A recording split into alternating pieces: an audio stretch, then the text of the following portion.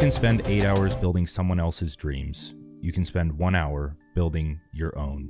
One of the most powerful ideas I've been thinking about recently is bringing your ideal future into the now. And what I mean by that is performing the same actions that you would in your ideal lifestyle, but on a much smaller scale. So let's say I want to write for 2 hours every morning for the rest of my life.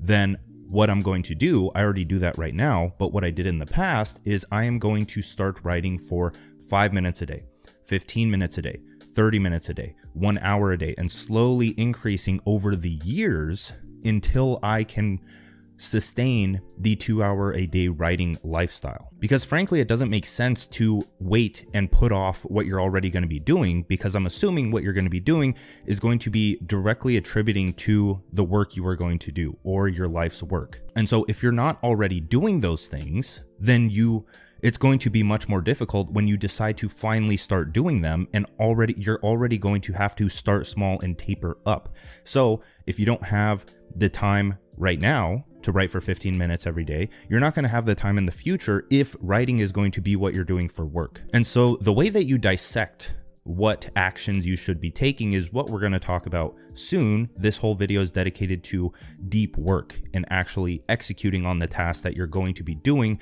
but slowly tapering up until you can do them longer. And so the reason I want to write for the rest of my life is just that. Right? I realized my ideal future, and I realized that I'm going to have to be writing anyways if I want to continue writing into the future.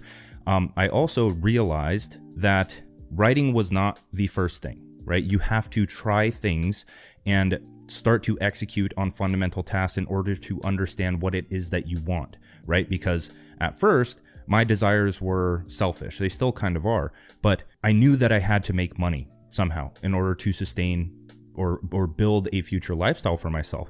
And so with that, I started on social media. Before that, I did freelancing and other things. And through that trial and error and realizing, okay, I don't like client work. I don't really care for web design anymore. I did at the time, but I outgrew it.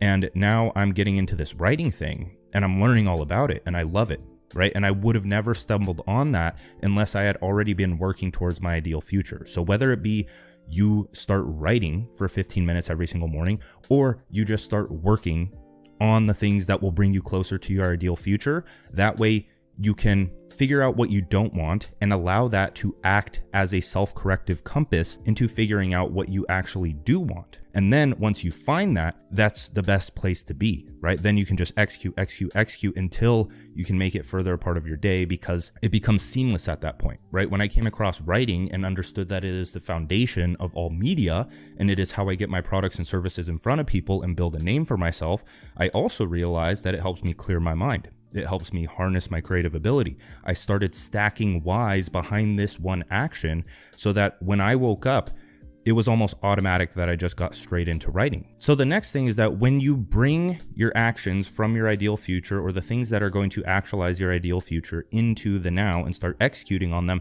you begin to invest mental energy in a goal through focus on that goal. So you are investing energy in that ideal lifestyle that you are trying to create. And the more you do this, whether it be 15 minutes a day or an hour a day or 4 hours a day, you're investing energy or currency in a metaphorical sense here. And so the more you do it, the more you feel obligated to do it. That's how you build momentum, and that's how you find passion. You don't just find an action that you are super passionate about. Instead, you start investing mental energy into a goal.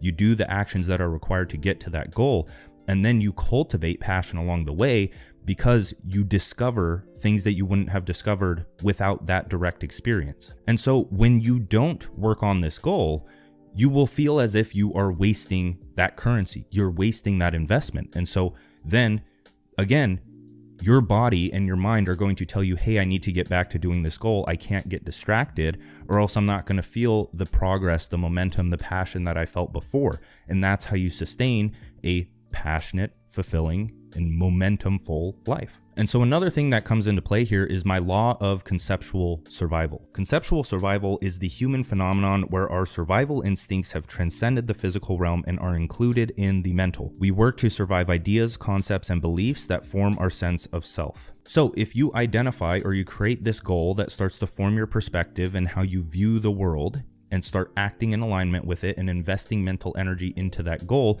or your future identity, you start to slowly build that identity, right? And by conceptual survival, we are trying to survive our concept of self. And so our actions are going to align with that the more that we do these things, the more that you are consistent with the deep work that we are going to talk about here. And so with this, when you view your daily situations from the lens of your future self or from the lens of the goal that you are working towards, you are going to see life in a completely different light, right? You're going to be scrolling on social media and a post that you normally wouldn't have stopped and looked at is going to stop your scroll, and it is going to help you in the actualization of that goal. Like a fitness post is going to grab your attention more than some mindless, cheap entertainment post. And the same goes with conversations. You're going to listen from the lens of your goal and be able to filter what they say from that so you can spot the things that actually help you move towards that goal. So the main lesson here to end this little section of the video is that if you aren't working towards your ideal future, you're working towards someone else's. Because either way, we are goal-oriented creatures, and if you do not create your own goal and start to invest energy in that identity, you're going to invest energy into the identity that is assigned to you, like being a college student or having a corporate job title or being a retired at 65 years old dude, and your actions are going to follow to survive that belief, whether you are conscious or want to frame it as this whole conceptual survival thing or not. And so next, we're going to talk about the holistic daily routine. Fill your brain in the afternoons with books, learning, and socialization. Empty your brain before bed with journaling, planning, and meditation. Use your brain in the morning with creation, output, and focus. You need dedicated time every single day for creativity, productivity, and experimentation. That is what's going to help you achieve your goals, because you need the mixture. It can't only be productivity without experimentation and being able to refine along the way, or you're just executing on tasks that have been laid in front of you. And so the first objection that comes to mind here is that you don't have enough time. Dan, I don't have enough time. And that's fine. I'm not asking you to spend 4 hours a day on this, or 6 hours a day, or 8 hours a day. I'm asking you to spend the minimum amount of time you can, because if you don't, then you aren't creating your future life. Like if you aren't dedicating time and actually blocking out and focusing for that time in order to move levers toward your ideal future, then you're not going to create it. It's that simple. And you shouldn't feel like you need 2-3 hours at the very start of your journey, like a young dude who has no responsibilities. If you have a wife and kids, then yeah, you're going to have to start with 15 to 30 minutes and work up from there. And it's going to take a bit longer, because that's the thing. A lot of people don't realize this or notice this, is that your psyche isn't wired for modern life, right? It's not wired for being under fluorescent lights, going and sitting in a cubicle, right? Think of it like a monkey in a cubicle. I know you're not a monkey, but a monkey would suffer in a cubicle because its psyche is not wired for that. We need to hunt. And in this age, what I mean by hunting is novel dopamine sources or meaningful dopamine sources or importance, something new in your life, discoveries, creativity. That's what hunting is being able to find something new, take it, create something with it. And that feels so good. And so many people don't have that benefit in their life. So if modern life has become normal to you, the repetitive NPC automaton lifestyle, do you know what an automaton is? Like a little robotic doll thing? That's what most people are. If this modern life becomes normal to you, you are by definition trapped in the matrix, which is a metaphorical term for you are just enslaved and a slave to routine. And many of you are familiar with how I structure my days, so I will keep this brief. You need 3 activities to pursue your goals full force. One that fills your mind. You need education, ideas, and novel resources you can apply towards your goals. This will lead to intrinsic motivation. One that empties your mind. You don't want to be trapped in a chaotic bubble of thoughts and useful ideas. That's exactly how you make zero progress. Write things down. And one that uses your mind. You need a vessel to focus your efforts with your ideas and the clarity to execute build your future. So this video is going to be focused on that last point, using your mind with deep work. Now, I've talked about that entire process before in my previous video, the 3-step productivity framework. It's about the fill, empty, use framework. So check that out if you're interested. Who you are, what you think, feel, and do, what you love is the sum of what you focus on.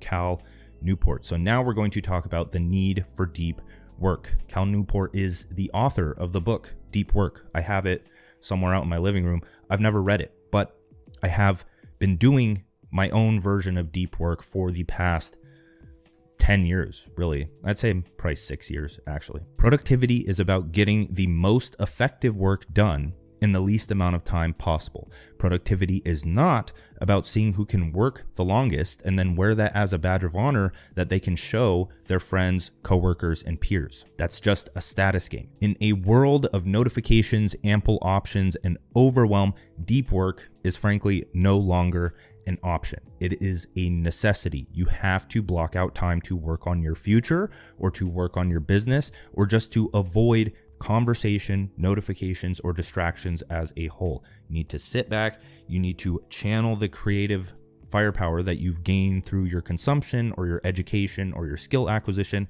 and you need to focus that into a vessel, aka a business, to reap the benefits from that business in the form of money, connections, and just resources in general, and then be able to have that as currency that you can trade up towards a better life for yourself. Deep work is how you build out your dreams in record time. So now we're going to talk about the priority ladder. And with the priority ladder, you can drastically change your life in 6 months with 1 hour a day of focused work. 1 hour. That's it. Do not think that you need anything more than 1 hour, one meaningful project, one day at a time. So with the priority ladder, it's just that. It's a priority ladder where there's priority 1, 2, 3, and 4, and they are all not only decreasing in challenge, but also increasing in the amount of distraction potential that there is, right? So priority 1 is just absolute laser focused on building out your vision through a project. And then priority 4 is something like maintenance tasks where you are responding to emails, responding to messages, and doing other things like that, where you are more open to actually potentially being distracted because there's nothing after that, right? There's no creative work that you have to do. So we will start with priority 1. Now, priority 1, this pretty much built my entire life, right? For as long as I can remember, even into my younger years, I always had one project that I was working on pretty close to first thing in the morning. Now it's always first thing in the morning. Like right now I'm writing my book because that is a new project, right? It is not something that I have to consistently work on right now. Like it's not something that I have to maintain or update always. It's something new. And so that's what the first priority should be, right? So if you have not built anything and you only have 1 hour a day to spare, this is the 1 hour time block that you use. This is where you're focusing your efforts on the levers that are going to lead to creating your vision for the future. And then once that is done, so for beginners, it's probably going to be something like starting a social media brand, learning how to write with my 2-hour writer or digital economics course. And then as you break through the perception threshold that we talked about in a previous video, where it's very difficult at the beginning, but slowly becomes more pleasurable with time, where it's going to be difficult and your mind is going to perceive it as more difficult than it's going to be. And that perceived difficulty is going to increase until you hit that breakthrough, right? And then you're able to systemize things, and then it just flows a lot smoother, and then you can fit so much more into that hour, right? Your first hour of focused work isn't going to be that focused. You have to stick it out and refine your system with time.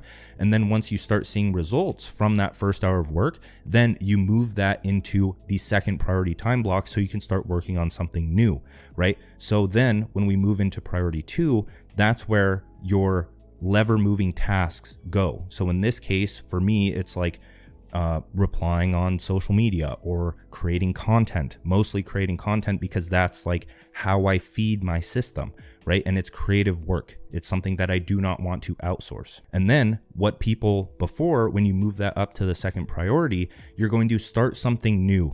in priority 1, because that is what's going to keep meaningful dopamine flowing, and that is what's going to maintain momentum along this path until you systemize that, and then you bump it up another priority, right? So for the next thing that most people should do after starting a social media brand, and once they start seeing results with that and it becomes a lot more efficient for them to keep up with that, then you're going to start building a service or a product so that you can monetize. And then once that's done, you move that up and start reaching out to people, but then you can start building out a funnel or something else. And then all of these things slowly like build on each other over time. The third time block is also for lever moving tasks or creative tasks or meaningful tasks, right? So the things that you don't want to outsource. I will never outsource my writing. At least I hope I won't. Maybe I will.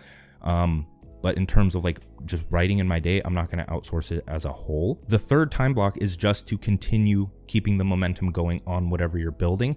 And all of this can also apply to like a corporate job or just any work that you have. You have to structure your days with this method. And so the fourth time block, or the priority 4, is for maintenance tasks. And for me, that's like checking messages, responding to messages, checking emails, responding to emails, checking the Modern Mastery community and interacting there. This is where I expose myself to people, right? It sounds kind of weird to say it that way, but if you expose yourself to messages or your phone or notifications way too early in the morning, that one rogue thought that you get from it that you think isn't of importance when you first see it, like, oh, I can touch my phone in the morning and work just fine. No, you can't. It's going to pop up, and then that alone is going to split your focus, and then that opens up room for entropy, where your mind starts going to all of these different thoughts without you knowing it. That's the thing. You probably think it's normal right now for you to do that, and you think that you're doing the best, most efficient work you are, but you're not. So you push back all of the conversational and maintenance tasks to the fourth priority. And now with all of these, I like to structure these anywhere from 45 to 90 minutes long time blocks for priority 1, 2, 3, and 4 each.